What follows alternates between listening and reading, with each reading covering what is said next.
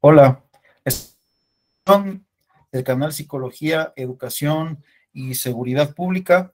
En esta ocasión me siento muy honrado de estar junto al doctor Francisco Ruiz y la verdad, pues es un invitado de honor, un invitado muy especial que se vuelve a vestir de gala el canal porque ahora sí que la trayectoria que él tiene, las investigaciones, o sea, lo hacen un psicólogo muy importante a nivel internacional y la verdad, pues tenemos muchas cosas que aprender del doctor Francisco. Me voy a permitir leer una semblanza breve de su amplio currículum. Vi muchísimas cosas ahí también dentro de su larga trayectoria. Vamos a tratar de mencionar algunas cosas. Yo sé que muchos de ustedes ya lo conocen, pero para los estudiantes de psicología de aquí de México, igual para que también puedan conocerlo, que está empezando. Él es doctor en psicología por la Universidad de Almería, España, bajo la supervisión de la doctora Carmen Luciano. Su investigación principal está centrada en la psicología clínica y básica, concretamente, en la relación entre la terapia de aceptación y compromiso, ACT, y la teoría del marco relacional, áreas en las que es un reconocido experto en el ámbito internacional. Durante los últimos años, ha desarrollado intervenciones breves de ACT en desmantelar patrones disfuncionales de rumia y preocupación y ha dirigido múltiples estudios clínicos que han evaluado su eficacia. Ha publicado más de 90 artículos científicos y dirigido múltiples tesis de maestría y doctorales. En 2020 fue nombrado miembro honorario de la Asociación por Contextual Behavioral Science y editor asociado de la Journal of Contextual Behavioral Science. Actualmente se desempeña como director del Laboratorio de Psicología Clínica en la Fundación Universitaria Konrad Lorenz Klim Lab, Colombia. Ha sido nombrado investigador insigne Juan Alberto Aragón en 2018 y 2021 por la Fundación Universitaria Konrad Lorenz. Muchas gracias, doctor, por estar aquí. Gracias por este honor y por otro sueño y otra meta cumplida. Gracias, doctor. Bueno, muchas gracias a ti, Hugo, por la invitación y encantado de estar aquí contigo. Muy bien, doctor. Vamos a comenzar con la primera pregunta, que nos comente un poco acerca de los valores personales y profesionales que guían su práctica clínica y su práctica profesional. Bueno, es una buena pregunta. Bueno, en cuanto a la psicología clínica o, digamos, mi investigación y también mi práctica clínica está basada obviamente, en las terapias basadas en evidencia, particularmente en unir lo que es la investigación básica con la investigación clínica, de tal manera que podamos potenciar el efecto que tienen las intervenciones psicológicas. Y por otro lado, pues por la investigación sistemática en cuál es el nivel de eficacia, los procesos de cambio que tienen las intervenciones, en tratar de hacer que las intervenciones puedan ser más cortas de lo habitual y sin restarle a eso o incluso añadiéndole potencia, de tal manera que podamos, bueno, tener herramientas que sean útiles para, para la humanidad en general, para tratar el sufrimiento humano, ¿no? Eso es básicamente a lo que me dedico, digamos, lo que inspira mi trabajo. Muy bien, doctor. Y si nos puede compartir algunos, vamos a decir, algunos comentarios acerca de su trayectoria profesional, cómo fue que se acercó a la psicología y fue desarrollando toda esta parte de la investigación. Ok, bueno, yo estudié psicología en la Universidad Nacional de Educación a Distancia en España, es conocida por la UNED, y digamos que llegué a la psicología un poco curioso, ¿no? Mi paso fue un poco curioso. Yo me dedicaba principalmente a jugar al ajedrez, em, competía en distintos, bueno, nivel más o menos profesional, y en la psicología era básicamente la carrera que me permitía de alguna manera compaginar los estudios con la competición. También tenía mucho interés en entender cómo, digamos, en aquel entonces, cómo hablaría, cómo funciona la mente humana, cómo es que razonamos, cómo es que llegamos a conclusiones, tomamos decisiones, etcétera. Y bueno, pues digamos que en ese caso, pues tanto el ajedrez como la psicología, pues estaban alineados de alguna manera. Y por suerte, pues me permitía poder estudiar a distancia, me permitió estudiar la carrera, ¿no? Una vez que terminé la carrera, decidí que, bueno, quería hacer investigación. Lo que yo hacía principalmente en ajedrez era hacer investigación. Los ajedrecistas son investigadores natos, por así decirlo. Y el paso a hacer investigación en psicología, pues era casi que la consecuencia más lógica, teniendo en cuenta que, bueno, que no me iba a ganar la vida especialmente bien jugando al ajedrez únicamente. Entonces dejé de jugar al ajedrez. De hecho, las primeras investigaciones que realicé fueron con ajedrecistas, pero ya una vez bueno, que hice esas primeras investigaciones, me centré en la investigación básica, en la investigación aplicada y tratar de unirlo. Me fui a la Universidad de Almería a hacer el doctorado con la doctora Carmen Luciano.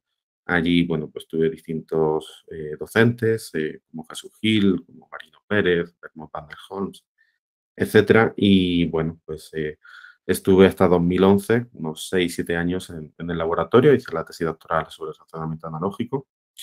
Hicimos múltiples investigaciones, yo no solamente me dedicaba a hacer mi tesis doctoral, sino que además tenía un contrato de investigación con el grupo de Carmen Luciano, que me permitía estar implicado en múltiples investigaciones, y eso pues realmente siempre es algo que agradezco, porque uno no solamente aprende haciendo su tesis doctoral, sino que tiene que aprender haciendo mucho, bueno, un amplio rango de investigación de distinto tipo que te permiten luego pues, ser autónomo en la investigación, de estar conectado también con otras personas, poder colaborar y demás, ¿no?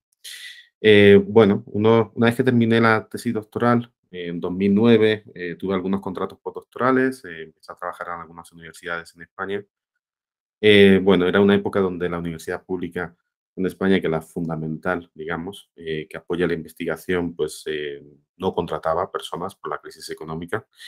Y bueno, pasé unos cuantos años haciendo sustituciones, conseguí finalmente una plaza en la Universidad de Zaragoza, pero bueno, tuve la oportunidad de viajar a Colombia. eh, bueno, pues cuestión de mi esposa es colombiana, entonces vinimos a visitar la familia aquí. Entonces me ofrecieron dictar algún curso y alguna conferencia y finalmente pues me propusieron venirme para acá, ¿no? Me pareció que era una buena oportunidad por la posibilidad de tener pues, un laboratorio, estar más centrado en la investigación, cosa que en España no iba a ser tan factible en aquella época.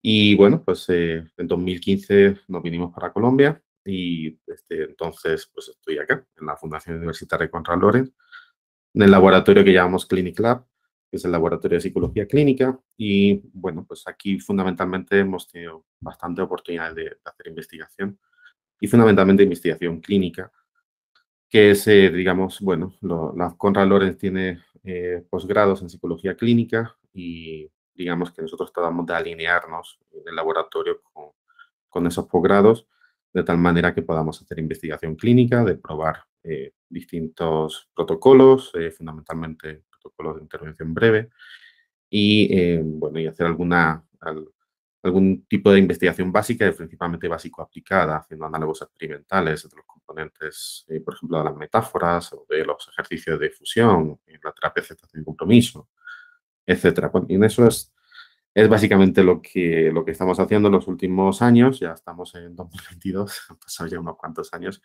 Y bueno, pues hemos podido investigar de manera sistemática sobre protocolos de intervención breve centrados en desmantelar patrones de rumbo y preocupación a través de la terapia de aceptación y compromiso. Bueno, pues algo que seguimos haciendo. Habremos realizado unos 20 estudios clínicos, calculo, en los últimos años y, bueno, pues estamos tratando de divulgar este tipo de intervenciones y seguir, bueno, testando en distintas poblaciones, tratando de perfeccionar los protocolos clínicos, etcétera, ¿no? Excelente, doctor. La verdad que esto es algo muy interesante, todo lo que nos comenta acerca de su amplia trayectoria profesional y sus aportaciones. Y nos gustaría, pues, ahora sí comentarles acerca del tema que le solicité al doctor si nos podía apoyar y le agradezco públicamente su apoyo para este canal. Y vamos a tratar de hacer algunas preguntas a manera de preámbulo, si ustedes quieren conocer ya a profundidad o un poquito más a fondo algunas cuestiones que tienen que ver con la terapia de aceptación y compromiso. Es importante que ustedes también se preparen y se capaciten. Lo que se va a vertir en la entrevista son, vamos a decir que algunos elementos importantes para que ustedes vayan conociendo. No, la idea no es a lo mejor profundizar, pero vamos a aprovechar la gran trayectoria y experiencia del doctor. Y el tema que tenemos aquí es sobre la terapia de aceptación y compromiso y el abordaje de la rumia. Y bueno, también quisimos hablar de la trayectoria y el trabajo del doctor Francisco Ruiz. Vamos a comenzar con esta pregunta acerca de la terapia de aceptación y compromiso. ¿Qué es la terapia de aceptación y compromiso? ¿En qué consiste? Que nos pudiera apoyar, doctor. Bueno, la terapia de aceptación y compromiso es una terapia que surge en los años 80, se sigue desarrollando hasta finales de los 90, donde se publica en el año 99 el primer manual. Este, bueno, pues el manual escrito por Hayes, Strossal y Wilson. Unos años después se publica el primer manual en español, escrito por Wilson y Luciano. Y es entonces cuando ya, digamos, AD está tomando forma, que empieza a divulgarse mucho más y a realizarse muchos estudios clínicos, ¿no? AD es una terapia muy particular, o es una terapia que surge del conductismo radical skinneriano, viene de esa ala. Bueno, en contraposición con la terapia cognitiva de Beck y demás, en los años 80, pues empieza a plantearse cómo lo que conocemos como conducta gobernada por reglas se puede aplicar a la comprensión de la terapia cognitiva, la terapia racional emotiva, y cómo, bueno, algunas asunciones que hacen estas terapias pues no se sostienen de un punto de vista conductista radical, como la necesaria, digamos, relación causal entre los pensamientos y las acciones y los sentimientos. Bueno, esto lleva a formular un tratamiento inicial que se llamaba distanciamiento comprensivo, ahí pasó después a llamarse terapia contextual. Finalmente, sobre principios de los 90 empieza a denominarse terapia de aceptación y compromiso. Es una terapia que tiene un compromiso muy explícito con la investigación básica.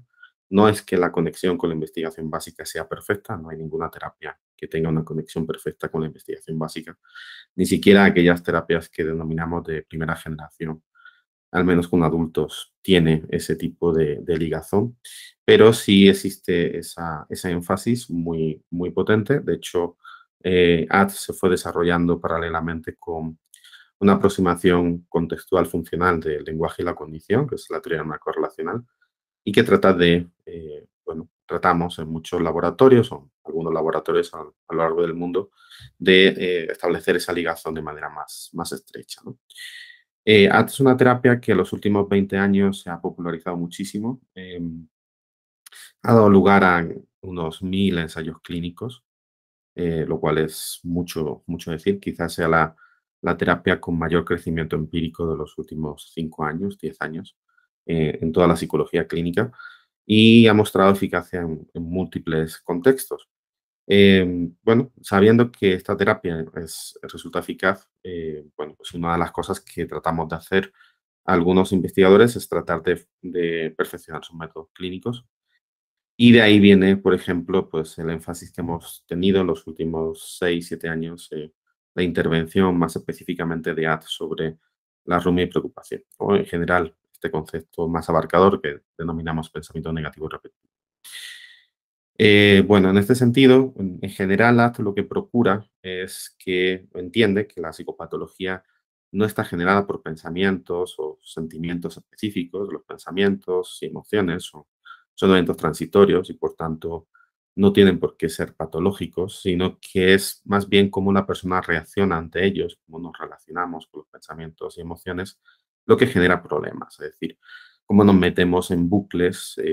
Habitualmente, inicialmente en se hablaba de bucles de evitación experiencial, ahora suele hablar más de respuestas inflexibles o comportamiento inflexible, que lejos de dejar que esos pensamientos y emociones aversivos, bueno, al ser transitorios, pues pierdan fuerza, digamos, den paso a otros, pues lo que hacemos es generar como una especie de efecto rebote. Esos efectos rebote hacen que la persona experimente cada vez más pensamientos y emociones. No, los pensamientos y emociones siguen sin ser el problema fundamental, pero a la medida en que la persona sigue respondiendo de manera inflexible, tratando de evitar esos pensamientos y emociones, pues se suele implicar en patrones de conducta cada vez más rígidos, menos orientados a lo que es significativo para la persona, menos valiosos. Menos orientadas a sus valores, mejor dicho, y por tanto es un incremento notable del sufrimiento. Bueno, eso es básicamente lo que, digamos, la idea central en AT. La idea central en AT es desarrollar flexibilidad psicológica, es decir, tener, que desarrollemos nuestros consultantes la habilidad de poder contactar, de estar en presencia de pensamientos y emociones aversivas, cuando eso es un paso necesario para poder orientar nuestro esfuerzo, nuestra atención, nuestra conducta a lo que es valioso para nosotros. Ahora bien, cuando tratamos de analizar qué es la inflexibilidad psicológica, que es, digamos, cómo se genera la psicopatología, lo que hemos ido encontrando en estos últimos años es que esos patrones de rumia y preocupación, de pensamiento negativo repetitivo, son estrategias de evitación experiencial especialmente perniciosas. Son perniciosas porque es muy fácil ponerlas en práctica, suele ser la primera respuesta ante el malestar de cualquier tipo. Es decir, solemos pensar, nos preguntamos por qué, anticipamos problemas y en la medida en que nos implicamos de una manera infructuosa en ese tipo de procesos, lejos de escapar de ese malestar, lo que hacemos es amplificarlo a medio plazo. Al amplificarlo, pues eso suele dar lugar a que la persona realice otras estrategias de evitación experiencial mucho más visibles, públicamente visibles, más fáciles de identificar por parte de los terapeutas en muchas ocasiones, como consumo de drogas, irse a dormir, como tratar de distraerse, tratar de, bueno, etcétera.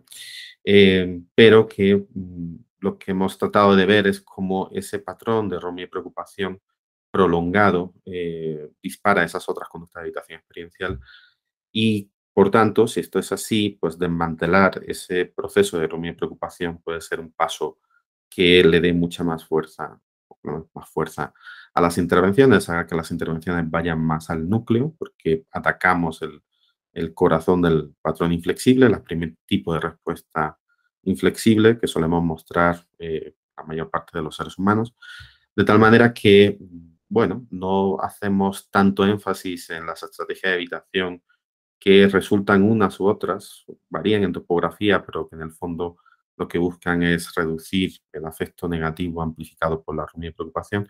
Lo que tratamos de hacer es flexibilizar ese patrón de rumia y preocupación de tal manera que la persona pueda discriminarlo, pueda tomar distancia a los disparadores de la cadena de rumia y preocupación, pueda orientar rápidamente su conducta a lo que es valioso. Y bueno, pues esto ha dado lugar a múltiples investigaciones, como les comentaba antes, y hay protocolos de intervención de 1 a 4 sesiones que están mostrando un grado de eficacia, digamos, sorprendente en cuanto a que es un alto grado de eficacia con tan poco tiempo, ¿no? Genial, doctor. Ahora sí que me deja sorprendido con todo eso y es una bomba de conocimientos. Bueno, para aprovecharlo al máximo, doctor, he encontrado, yo me dedico en un centro de salud, soy trabajador en un centro de salud aquí en mi estado, estoy en Guerrero, México. Entonces, esto que usted nos habla del patrón de rumia y preocupación, como que lo he observado muy constante en aquellas personas que están con problemas de salud y que acuden Ujú, a psicoterapia como una forma de encontrar vamos a decir, una estabilidad dentro de la inestabilidad que provoca la enfermedad. ujú. Y también en fobias, pero bueno, usted, que es el experto en todo esto, No sé si se ha encontrado que hay algunas cuestiones específicas y esto es una conducta que se lleva en diferentes problemáticas psicológicas. Ahorita que nos está hablando de la cuestión de, de los consultantes y toda esta parte de la investigación. No Ujú, sé si hay algunas direcciones como esta que estoy señalando o es propio, puede ser propio de cualquier persona, independientemente de ujú. la problemática, este patrón de rumia y preocupación.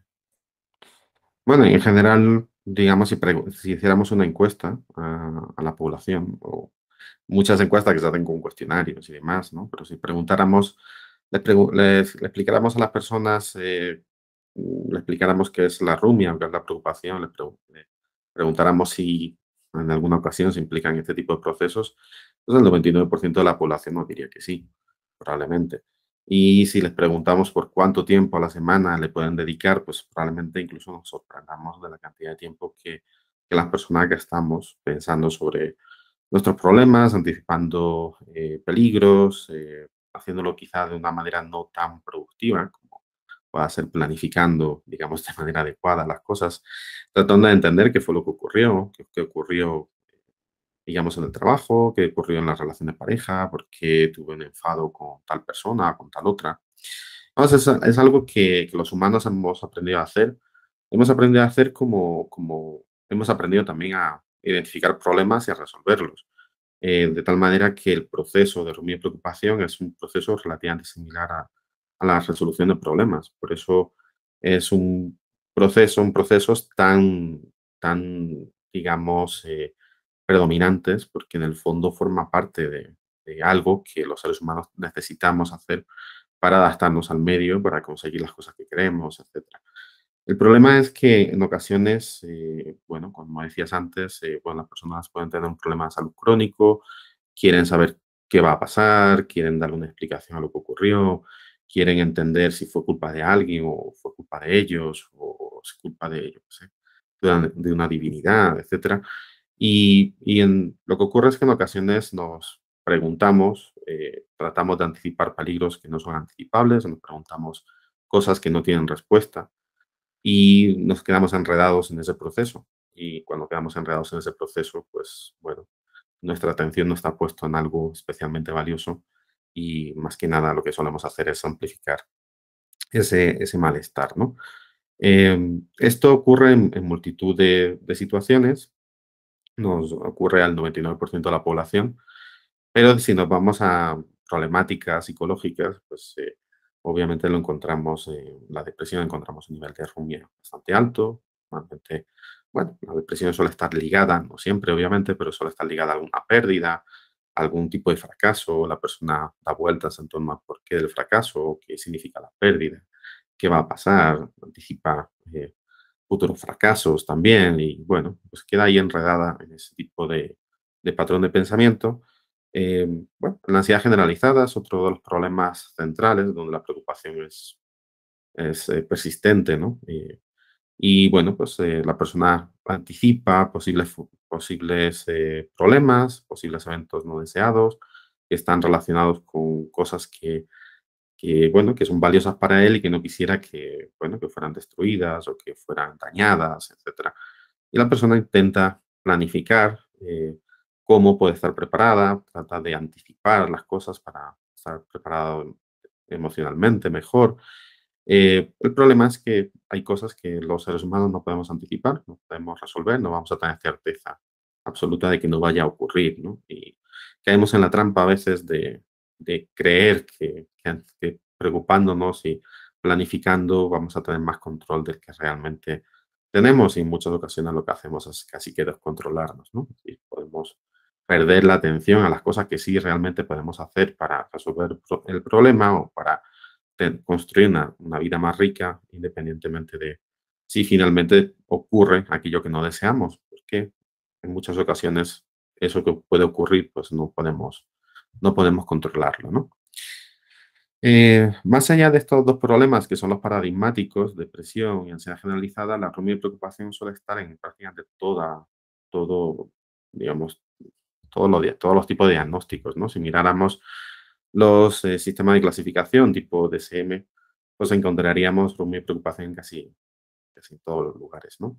La preocupación es un proceso central en los trastornos de ansiedad, la ansiedad social, anticipamos qué va a ocurrir, damos vueltas a por qué, si hice algo que al otro le puede molestar, etcétera, si hice el ridículo.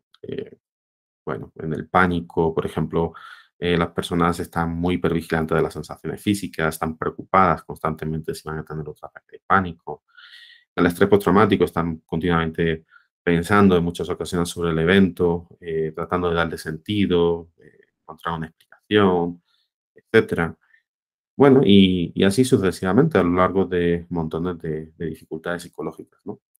De tal manera que, bueno, es un proceso que hacemos los humanos, hemos aprendido a hacer, afortunadamente hemos aprendido a hacerlo porque en muchos casos es funcional y está ligado a la resolución de problemas, pero que probablemente lo que nos ha faltado en muchos casos es conocer para qué tipo de problemas merece la pena, para qué tipo de explicaciones son las que son factibles responder y desarrollar mayor flexibilidad en cuanto a tener esa sabiduría, digamos, de cuándo poner en práctica estos procesos y cuándo no, y no perder de vista que finalmente pues la vida consiste en construir algo que sea significativo para nosotros y que muchas veces eso implica dejar de pensar y actuar, ¿no? En esas direcciones, ¿no? Entonces, bueno, pues como tú puedes ver, Hugo, pues te lo vas a encontrar en prácticamente todas las personas que tienen dificultades y bueno, obviamente las personas que tienen problemas de salud, pues muchas de ellas desarrollan además dificultades como de tristeza, depresión, ansiedad, pues suelen ser las personas que se quedan atascadas en ese proceso, ¿no? Excelente, doctor. Fíjese que yo he estado leyendo algunos papers que hablan acerca de ACT, Ujú, para dolor crónico, múltiples aplicaciones, y la verdad me llama la atención que es una de las psicoterapias basadas en evidencia con más eficacia y también se está posicionando, yo creo, como es la más divulgada, además, bueno, de mi punto de vista, mi humilde punto de vista. Y usted que ha estado ya en la cuestión de los laboratorios, que ha estado también con la doctora Carmen Luciano trabajando junto a ella, conoce toda la parte de que está detrás, y no sé si nos pueda comentar un poco acerca de la importancia de esta investigación que se hace en la parte básica para desarrollar la, vamos a decir, la psicoterapia de aceptación y compromiso, la terapia de aceptación y compromiso, para bajarla a las personas que a lo mejor no estamos ahí en ujú. esa investigación básica, que estamos a lo mejor trabajando la cuestión aplicada, y qué recomendaciones nos puede dar a los que estamos también intentando acercarnos a toda esta parte de la terapia de aceptación Ujú. y compromiso, doctor. Gracias. Bueno, bueno, como decías, uno de los problemas, los que más, digamos, ensayos clínicos hay es con dolor crónico. Y bueno, eso ha llevado a distintos organismos internacionales a recomendar AT para el tratamiento de dolor crónico, fibromialgia, etcétera, ¿no? Es quizás, bueno, curiosamente uno de los problemas donde más ha crecido la investigación, existen también otras áreas, pero eso ha llevado a que sea muy reconocido AT en ese tipo de terapia, ¿no? Bueno, la pregunta que hacías de la ligación entre la ciencia básica y la ciencia aplicada, pues es, digamos que es digamos, el tipo de preguntas que a mí particularmente me apasionan, ¿no? Y es, bueno, qué te puede decir la investigación básica sobre una terapia que además es compleja a nivel verbal, se utilizan metáforas, se utilizan muchos ejercicios experienciales, etcétera, ¿no? Bueno, en primer lugar, conocer a nivel más básico cómo es que se generan los patrones inflexibles, ¿no? Eso requiere de hacer investigación, de hacer determinado tipo de estudios, de poder ver, por ejemplo, si hablamos de la preocupación y la rumia, de qué están hechos los disparadores, qué tipo de eventos son los que disparan. Y no solamente son eventos ambientales, sino que son nuestras respuestas en forma de pensamientos, emociones a esos disparadores, ¿no? Bueno, haciendo investigación empezamos a ver cómo los disparadores suelen estar en muchos casos organizados de manera jerárquica en torno a temas abstractos, que además esos temas abstractos están en una relación de oposición, o son contrarios al avance en valores, es decir, los valores y lo que nos hace sufrir en el fondo es como son las dos caras de la misma moneda, decimos muchas veces, y eso empieza a darnos ideas de cómo podemos perfeccionar las intervenciones. Por ejemplo, nuestros protocolos clínicos, por tanto, enseguida que hacemos el análisis, intentamos analizar cómo es esa jerarquía de disparadores de rumbo y preocupación, con la idea de que si, bueno, la persona encuentra, digamos, algo común, abstracto, que tiene relación con todo lo que le dispara este tipo de procesos, pues va a ser más fácil que identifique esas comunalidades y que generalice este nuevo repertorio de flexibilidad psicológica a las distintas áreas en las cuales Rumia se preocupa, ¿no? Ese es un ejemplo de cómo la investigación básica, y esto empieza con investigación básica muy, muy básica, muy de si yo les envío los artículos, probablemente la inmensa mayoría no iban a poder seguir muy bien porque es investigación en transformación de funciones a través de relaciones jerárquicas. Es algo que prácticamente parece chino si uno no está metido muy de fondo en este tipo de literatura, pero que después, una vez que vamos generando este tipo de investigación, lo vamos ligando más a la cuestión clínica y empezamos a hacer otros tipos de análogos experimentales o de evaluaciones cualitativas, por ejemplo, en este caso que decía, para ver cómo las personas perciben que están relacionadas las cosas que les hacen rumiar o preocuparse, ¿no? Bueno, en torno a la psicopatología es importante ver cómo se conforma más allá de lo que ya conocemos para tener modelos cada vez más precisos y también en cuanto a cuáles son los métodos clínicos que utilizamos para desmantelar esos problemas y para generar flexibilidad, ¿no? En ese sentido, pues bueno, en ACT utilizamos y en otras terapias también utilizamos muchas metáforas. Conocer qué características de las metáforas facilitan que tengan más efecto, pues es algo que se puede investigar desde el punto de vista básico. Eso estaba relacionado con mi tesis doctoral particularmente. Y luego con análogos experimentales que hemos ido realizando ya aquí en Colombia, ¿no? Y que nos llevan a poder identificar, bueno, cómo las metáforas, determinado tipo de metáforas deben tener propiedades físicas comunes con el malestar fundamental del paciente, deben tener alguna ligación también física con la principal estrategia de habitación experiencial que muestra, etcétera, y cómo eso puede facilitar que la persona entienda más rápidamente la metáfora, que se identifique, que cambie, por tanto, el comportamiento más rápidamente. Obviamente, esto uno lo puede leer en una investigación. Estas investigaciones ya sí son mucho más fácilmente comprensibles, pero bueno, llevarlo a la práctica puede ser complicado, ¿no? Para eso necesitamos también divulgar y necesitamos hacer formación específica, por ejemplo, cómo fomentar que los terapeutas hagan mejores metáforas, ¿no? Necesitamos incluso desarrollar esos entrenamientos y ponerlos en práctica, ¿no? Y ver qué ocurre con esos clínicos que aprenden a utilizar mejor las metáforas, ¿no? Este es uno de los ejemplos. En AT, pues hay múltiples laboratorios implicados en tratar de analizar los procedimientos clínicos, tanto en ejercicio de difusión como clarificación de valores, etcétera.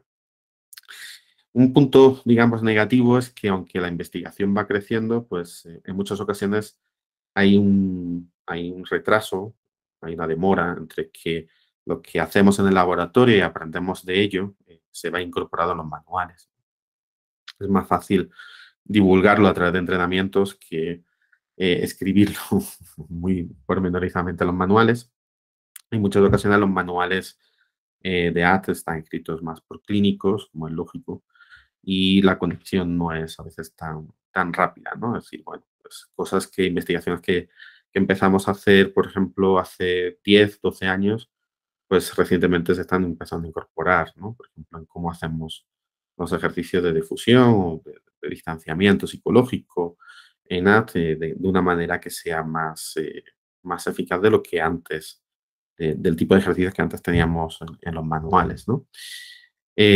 Bueno, hay que tener paciencia con eso, pero pues la manera es leer, digamos, para los clínicos el mensaje es leer y tratar de leer aquellas investigaciones que son mucho más fácilmente, digamos, son mucho más digeribles, esas investigaciones en análogos experimentales, y luego buscar la manera de generar entrenamientos donde, bueno, esto que hemos encontrado, pues se pueda enseñar a las personas, podamos llevarles a ver, oye, pues introduce este tipo de claves cuando hagas ejercicio de fusión, introduce este tipo de claves cuando utilices metáforas, entrenémonos en que lo identifiques esto y lo pongas en práctica rápidamente. Y bueno, pues eso, digamos, a las formaciones que tratamos de hacer, pues incluyen este tipo de elementos, ¿no?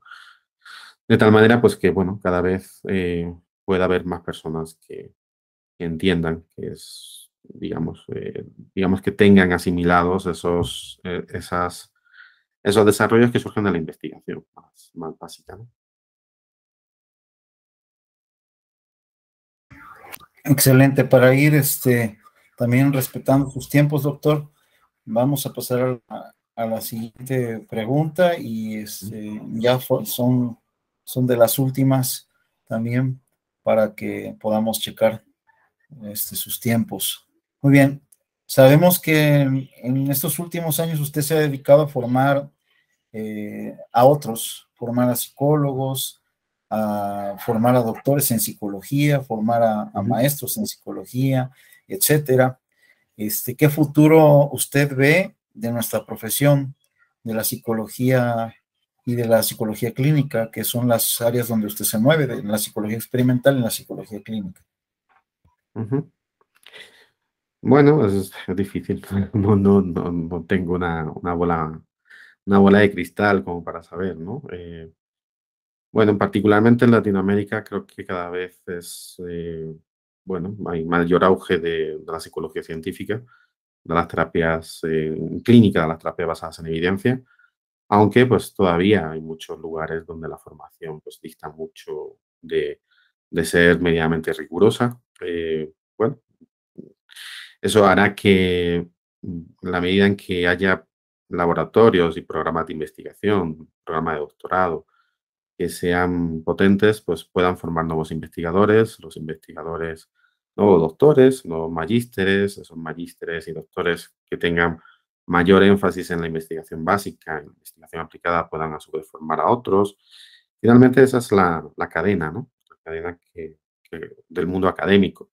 Entonces, bueno, las cosas se pueden ver más a largo plazo, ¿no? Es decir, si miramos dentro de 10 años y nos volvemos a reunir, probablemente veamos que, bueno, hay muchas más personas que están en este barco de la investigación básica y aplicada, de analizar rigurosamente el efecto que realmente tienen nuestras intervenciones, de no creernos que las intervenciones son, digamos, eficaces porque a ojo me parece que lo son, sino testarlo de una manera más rigurosa.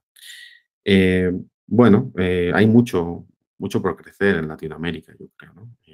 Otros países están más avanzados en investigación y bueno, digamos, la formación suele ser un poco más rigurosa, aunque tampoco hay que lanzar las campanas al vuelo, ¿no?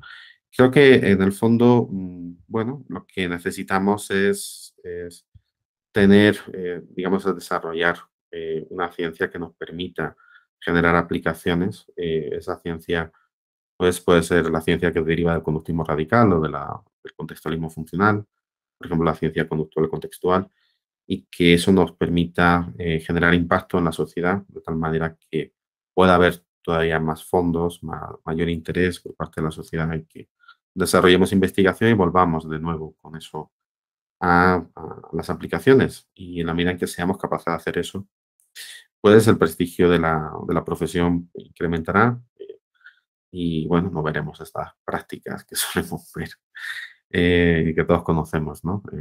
Bueno, pues muy pseudocientíficas y por no decir otro tipo de palabras, ¿no? Entonces, bueno, creo que esto es una carrera, es una maratón, es una carrera a largo plazo. No hay que desfallecer, hay que saber cómo son los tiempos académicos y hay que saber que no hay atajos y que la mejor forma de hacerlo es formar tan rigurosamente como sea posible los distintos contextos a las personas que tenemos delante, ¿no?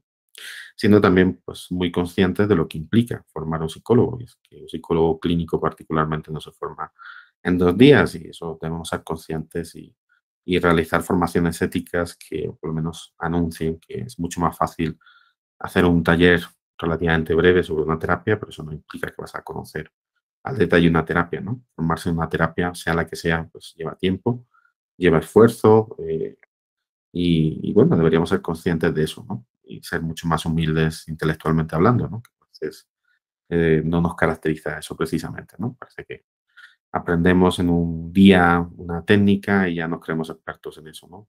La experticia se genera de una manera mucho más sosegada y con mucho más trabajo de fondo, ¿no?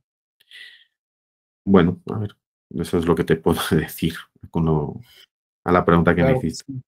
Claro que sí, doctor. Bueno, en la cuestión de qué recomendaciones da para algunas instituciones educativas. Yo pues me encuentro acá en México, usted pues es español, radica Ujú, ahorita en Colombia y bueno, conoce también parte de Latinoamérica ujú. y bueno, usted lo conoce en todo el mundo y nos gustaría pues que nos apoyara con algunas recomendaciones a instituciones que forman psicólogos, qué aspectos deben de tomar en cuenta a la hora de formar a psicólogos y la importancia del laboratorio en psicología también en las instituciones, porque eso no, muchas veces no se lleva a cabo. Lo más cercano que podemos tener es a lo mejor las ratitas albinas y llevar a cabo a lo mejor algún experimento sencillo, pero bueno, falta mucho. Entonces, en ese sentido, algunas recomendaciones e instituciones que forman a psicólogos, qué aspectos deben tomar en cuenta, qué es lo que se puede mejorar y la importancia del laboratorio en psicología. Ok. Bueno, creo que en general algo que ocurre en Latinoamérica con cierta frecuencia es que la formación es más filosófica, psicoanalítica, etcétera, o bueno, cambian mucho los planes de estudio dependiendo de la universidad. Eso no ocurre tanto en otros países donde las cosas están mucho más tasadas. Em, digamos que en psicología a veces parece que todo vale, ¿no? Y creo que al final las instituciones tienen que plantearse cuál es la evidencia que hay realmente, bueno, apostar por una psicología científica, sea el paradigma que sea, pero por una psicología científica. Eso implica formar en investigación a los estudiantes, no necesariamente que tengan que pasar todos por laboratorios muy, digamos, muy sofisticados y demás, pero sí que tengan conocimientos en metodología, que puedan estudiar, puedan leer un paper y poder ver si el procedimiento estaba bien hecho, el método está solvente, si el análisis de datos tiene sentido, etcétera. Eso es bastante complicado de hacer, pero pues es necesario, ¿no? Para que se entienda cómo es que se genera la ciencia y luego se puedan tener consumidores responsables de esa ciencia, sino cualquier mensaje que vemos a forma de, yo qué sé, de anuncio publicitario, pues parece que, bueno, pues tal terapia X dicen que es eficaz. Bueno, si yo me voy y no soy capaz de leer un metaanálisis, no soy capaz de leer un ensayo clínico porque no los comprendo, no me han enseñado en qué consiste, pues una es carne de cañón, que podríamos decir, ¿no? Es decir, pues al final mm, casi que todo me lo creo, ¿no? Bueno, formar en ese espíritu crítico a los jóvenes psicólogos y, bueno, metodología de investigación, ciencia básica. Obviamente necesitamos mucha más formación normalmente en procesos básicos y una vez que formemos en procesos básicos podemos ir a las áreas de aplicación, ¿no? Pero bueno, esa, digamos, formación es central y a veces pues no las encontramos, ¿no? Bueno, antes de pasar a lo aplicado uno tiene que tener una formación sólida, ¿no? Bueno, eso es básicamente, ¿no? Es decir, que prueben hacer psicología científica, que prueben, miren qué es lo que está consiguiendo la psicología a lo largo de las distintas ramas y que, bueno, que traten las instituciones de contratar personal que pueda formar esas infraestructuras que que necesitan, ¿no? Laboratorios, clases donde se enseñe los principios de la ciencia básica, psicológica, etcétera, etcétera, y bueno, y que poco a poco vayan viendo los frutos que eso da, ¿no? Y frutos que da en cuanto a la formación rigurosa de los estudiantes, en cuanto a lo que se va desarrollando en la propia universidad, etcétera, ¿no? Eso es básicamente, ¿no? Creo que hay instituciones, por lo menos en las que yo trabajo, pues se caracteriza por esto, puede hacer las cosas muy bien en unas cosas, a lo mejor hay cosas que mejorar, pero bueno, en ese sentido creo que es un ejemplo de institución en Latinoamérica, ¿no? Donde la formación que se les da a los chicos es tremendamente metodológica, básica, y luego pues vamos a los campos aplicados y donde se hace inversión en investigación, ¿no? Y bueno, pues hay laboratorios de reconocido prestigio, ¿no? Más allá del que yo puedo dirigir, ¿no? Que es uno de ellos. Muy bien, doctor. Y bueno, ya para ir cerrando, algunos puntos nada más nos quedan.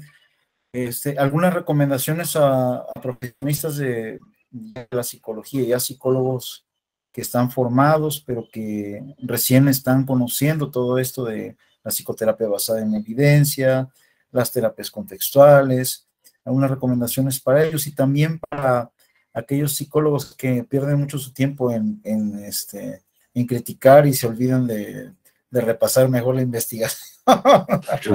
Sí, suele pasar. No, bueno, creo que quizás para todos por igual, ¿no? O sea, em, creo que, bueno, las personas que estén interesadas en terapias basadas en evidencia, en la investigación, etcétera, pues creo que esto no es algo que se aprenda de un día para otro. Uno tiene que ser humilde en cuanto a lo que conoce, en cuanto a buscar la formación en fuentes primarias, es decir, no leer, o sea, puede leer cosas que no son primarias, pero mejor irse a los datos primarios, a los manuales más digamos, más clásicos, escritos por las personas que realmente idearon las cosas, etcétera, ¿no? Bueno, pues cuando hay algo que, digamos, que se populariza, ¿no? Y particularmente, pues, por ejemplo, ATS es una terapia que se ha popularizado mucho, pues también con la popularización siempre vienen críticas, ¿no? Y con la popularización, pues también ocurre que se forman, se diseñan formaciones que quizá no sean tan rigurosas como las que deberían darse, ¿no? Y eso es algo que pasa siempre, digamos, eso es la repetición de la historia. La humanidad repite determinados procesos y eso es lo que tiene cuando algo se populariza, ¿no? No obstante, pues lo que hay que hacer es enfatizar, ¿no? Es decir, bueno, pues no es aprender, no se aprende en un día, eh, hay que leer, hay que formarse con personas que tengan competencia contrastada y hay que tener calma, observar la propia práctica, poner en práctica aquello que se está aprendiendo, tener paciencia, porque cosas, las habilidades se desarrollan poco a poco, no se desarrollan de 0 a 100, ¿no? Y poco más, ¿no? Y por otro lado, pues aprender, digamos, aquellas bulle que algunas veces uno se encuentra en redes sociales, pues bueno, a tratar de mirar las cosas con cierta perspectiva, ¿no? Dónde estábamos y a veces pues uno ve discusiones un tanto bizantinas, centradas en algo muy, muy específico y bueno, y muchas veces sin tener la habilidad las personas de buscar información. Creo que esa información que falta de las carreras, ¿no?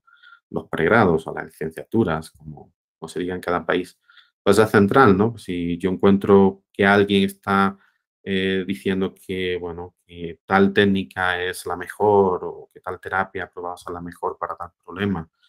Y las personas no son capaces de coger, escolar Google, por ejemplo, buscar la primera revisión sistemática, la revisión sistemática más reciente, el primer metaanálisis más reciente que encuentren y ver si eso realmente tiene evidencia lo que estamos diciendo, pues claro, seguimos siendo carne de cañón, lo que nos dicen no lo creemos, ¿no? Y más si además son personas que tienen cierto halo de popularidad, etcétera, ¿no?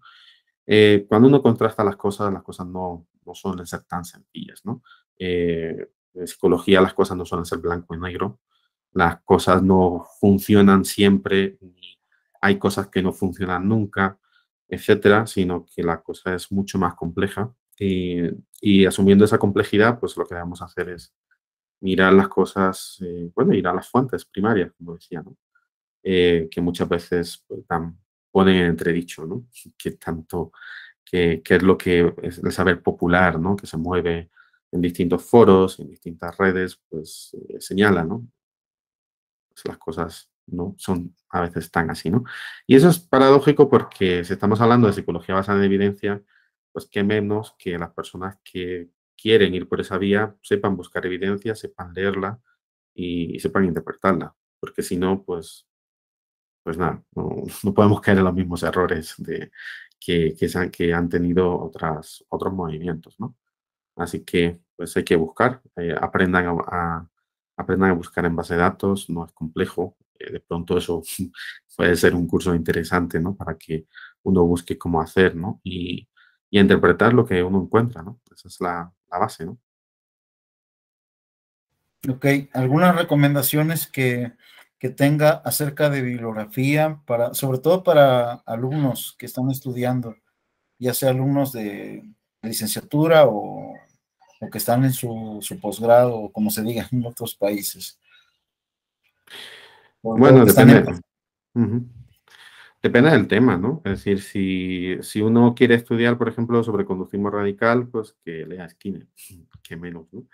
Puede empezar por acerca del conductismo, por ciencia de conducta humana, que lean las fuentes primarias, ¿no? Si quieren estudiar sobre terapia de aceptación y compromiso, lean los manuales iniciales de Hayes, de Wilson y Luciano, traten de, bueno, buscar entrevistas, conferencias, etcétera, de las personas que tienen más trayectoria, etcétera. Eso en general, ¿no? O sea, creo que pues eso es más que recomendar un texto específico, porque, bueno, dependiendo del tema, pues habrá muchos, traten de ir a las fuentes primarias, ¿no? No se queden bueno, Skinner decía que, bueno, muchos textos dicen que Skinner decía y Skinner no decía, no decía eso, ¿no? Entonces, cuando uno va a los textos se sorprende mucho de las cosas, ¿no? O Hayes dice que tal cosa y luego uno mira y dice, bueno, yo conozco a Hayes y nunca le he oído decir eso y he leído mucho de Hayes y no lo dice.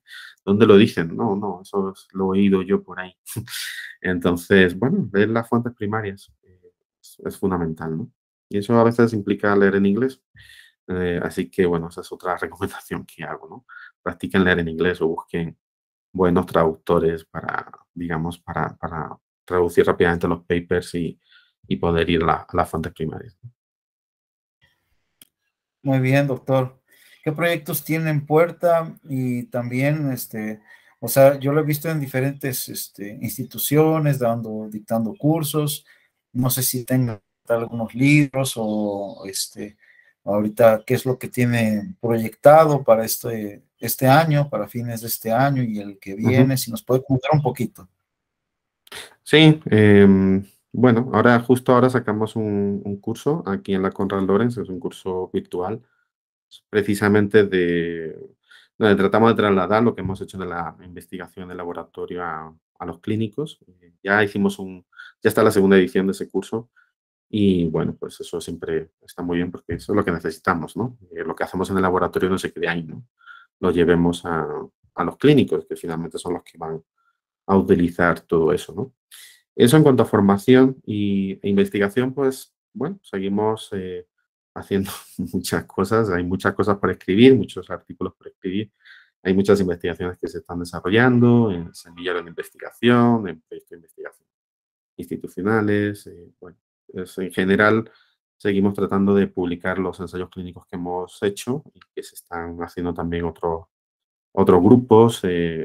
Bueno, y generar nuevas metodologías para hacer investigación de manera más rigurosa, con medición a través de aplicaciones móviles y aplicaciones celular que nos permitan tomar datos de manera intensiva, ver los procesos de cambio a nivel individual. Eso es lo que últimamente estoy especialmente centrado para, bueno, podamos encontrar mejor cuáles son los procesos de cambio de las intervenciones que desarrollamos y podamos probarlas con otras intervenciones y ponerlas a competir, a ver qué es lo que está ocurriendo, qué procesos mueven, qué resultados tienen, si los resultados son mejores o son peores, etcétera. Y para eso necesitamos pues, sí, armarnos con un arsenal metodológico importante, ¿no?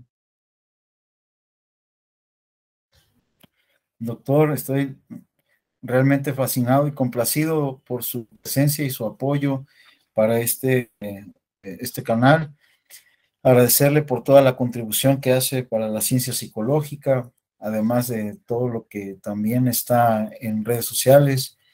Todos los textos que usted ha elaborado están llenos de rigor científico. Yo siento los textos pesados. Pero bueno, ahí estamos, tratando de repasar, tratando de aprender, y usted es un referente. Y le agradezco, doctor, que se haya tomado este tiempo para conversar aquí de forma gratuita para el público y para la audiencia que ve este canal. Y bueno, agradecerle por este momento tan especial de concedernos este honor. Bueno, bueno, nada, te agradezco a ti, Hugo, la posibilidad de charlar, siempre es un placer. Y bueno, y contar lo que uno trabaja, ¿no? Que finalmente es lo que uno más fácilmente puede hablar, ¿no? Y con más autoridad, ¿no? Así que bueno, pues me alegro de estar aquí contigo, de poder contarles a tu audiencia, pues, algunas cosas que me parece que son interesantes y luego ya, pues, ellos decidirán qué hacer con ellas, ¿no? Nada, muchas gracias y nos vemos en otra oportunidad. Gracias, doctor. Vamos a ir deteniendo la grabación. ¿Ok?